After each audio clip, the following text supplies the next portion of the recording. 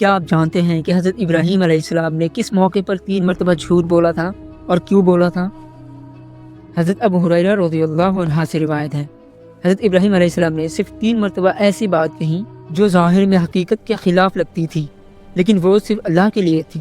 پہلا واقعہ، جب قوم کا میلہ تھا تو حضرت ابراہیم علیہ السلام نے کہا میں بیمار ہوں، تاکہ وہ اکیلے رہ کر بتوں کو توڑ سکے۔ دوسرا واقعہ، جب لوگوں نے ٹوٹے ہوئے بت دیکھے اور غصے میں پوچھا کہ یہ کس نے کیا، تو حضرت ابراہیم علیہ السلام نے کہا یہ ان کے بڑے بت نے کیا ہے۔ اور تیسرا واقعہ یہ ہے کہ حضرت ابراہیم علیہ السلام اور حضرت سارہ علیہ السلام سفر میں تھے اور ان کا گزر ایک ظالم بادشاہ کے علاقے سے ہوا۔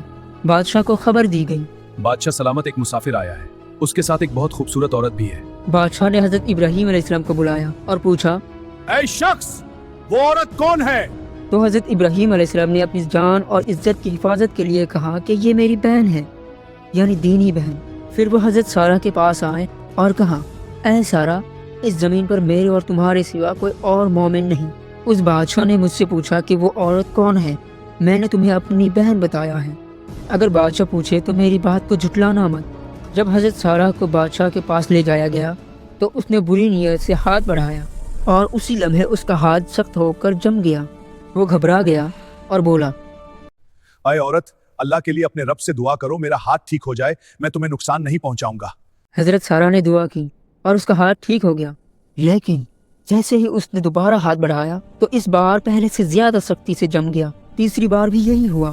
اب بادشاہ ڈر گیا اور اپنے پہرے داروں سے کہا تم میرے پاس کوئی انسان نہیں بلکہ کوئی روح یا شیطان لائے ہو۔